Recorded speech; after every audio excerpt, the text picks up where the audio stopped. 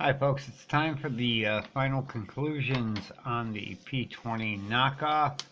I'll have linked the previous videos in the description below as usual. Also, I will link to any other videos I mentioned in the description or at the end of the video, room being available. Alright, so I failed to mention a couple of things during my final conclusions. One, from 100% on this phone yesterday down to 19% took only 5.5 hours.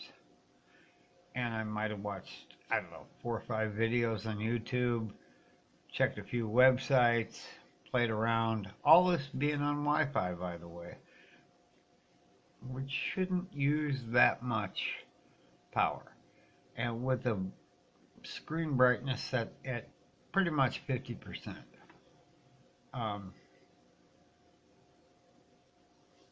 The only other thing was there was a, when Mike sent this phone to me, Mike Reed, who I mentioned in the very first video on this, and I'll link his channel below. He mentioned it took forever to charge up, and it does if you use the included charger. It's just horrible. I don't think I could charge a flip phone with it in less than 5 hours, maybe 10. But I plugged it into my Blue Studio charger. Charges in 1 hour and 46 minutes from that 19%. So let's get right to the video now. Let's go to the intro, and here come the conclusions.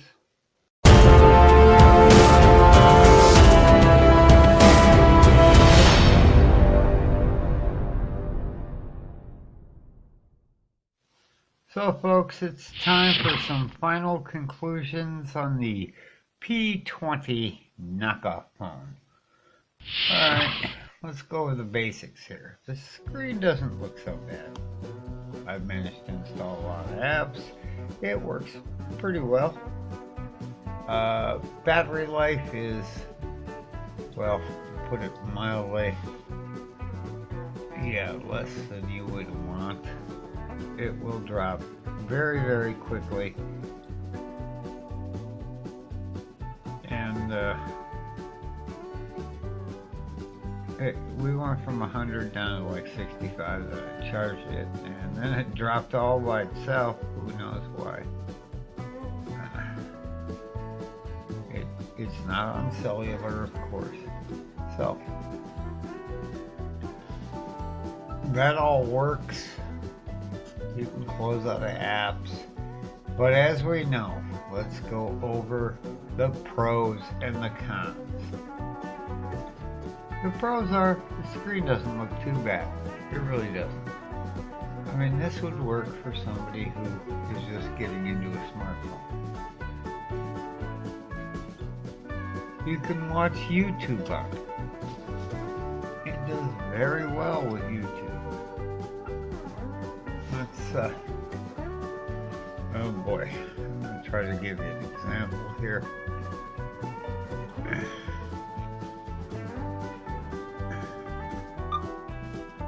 Uh-oh.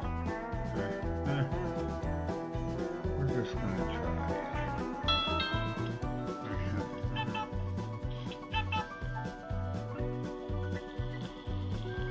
You can stretch it out to full screen.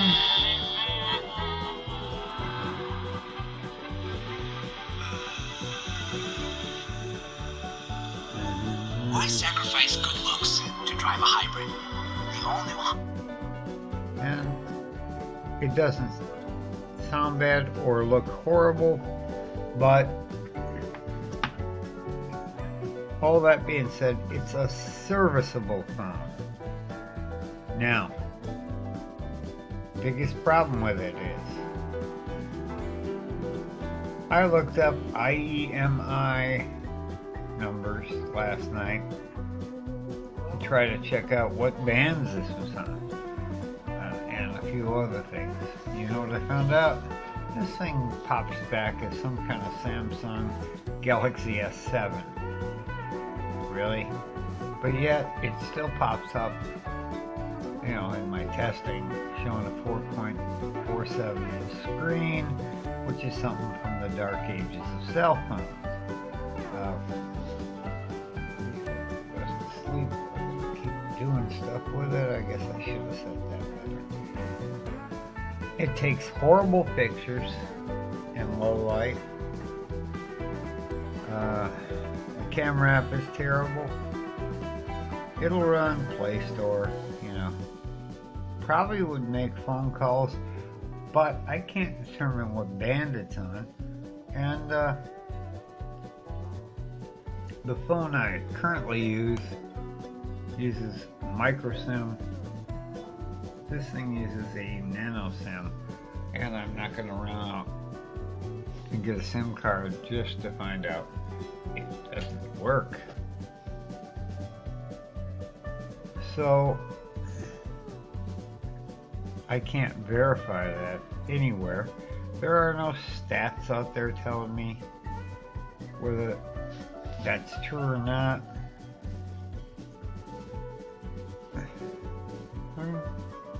The apps open up fairly quick. All kinds of good stuff.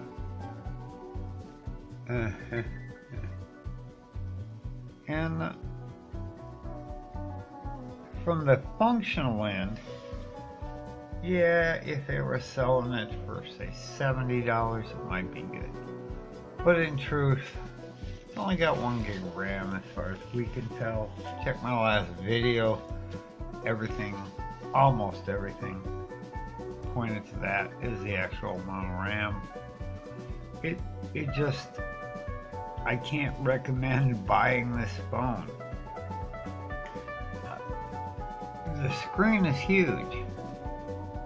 You know, my phone might come up to the top of the, yeah, but no, up there on the Google. Now, and my buttons aren't even on the screen, they're on a bezel. Yet we still have this huge bezel down here and a big one up above.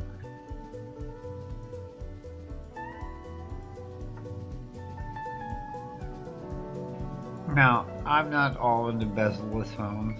This does have a little bit thinner bezels than my phone.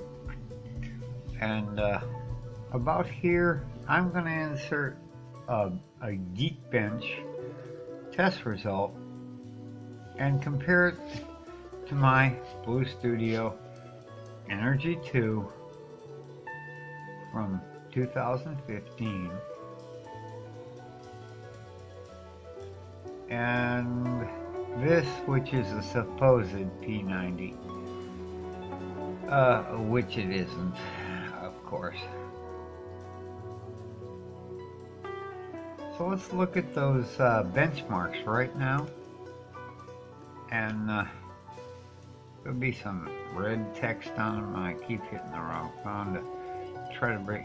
It does, the double tap to wake works quite well. The speaker is very loud. Music sounds fine. It really is a loud speaker. It's not going to win any audiophile awards. But since I can't confirm bands, can't confirm anything else, right now I'm not recommending it. Let's look at those benchmarks real quick and we'll be back. So as I was saying, this phone doesn't perform as well with its processor, which is not an octa-core, as my Blue Studio does from 2015, sitting on Android 5. You can draw your own conclusions, but I'll tell you, I wouldn't buy this thing ever. we will have to figure out what I'm going to do with it. Maybe I'll give it away. Maybe there's somebody out there who would like to really test it more than I can. I'm just not willing to spend any money testing it. Getting a nano SIM card. Unless they have an intro somewhere for $5. But in the meantime, let's just say, if the phone works, it would be serviceable. I did put Nova Launcher on it, and that allowed me to get stuff all the way to the top, with like the Google Now launcher or the stock launcher, because it sees it as 4.47 inches. Look at the previous video. That's what it sees it as. That means, yeah, it simply can't do what we need it to do, and that is to, you know, just work right. So I now, with Nova Launcher up here, I'm able to, you know, say, okay, Google,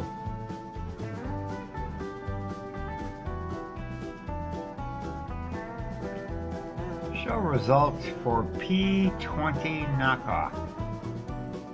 Oops, I didn't talk fast enough. Show results for P20 Knockoff.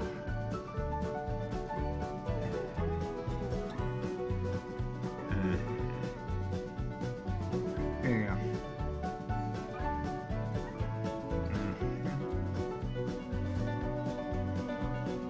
Yeah. So, all that being said, my conclusion is don't buy this phone. Just don't buy it. Don't waste your time. Just get yourself a $200 or $180 or a $74 Umidigi A3. That'll be linked below. My choice would still be the Xiaomi Mi A2 at like $203. You get a big display, plenty of horsepower, and you'll be a happy camper. That's all I got for tonight. Thanks for watching.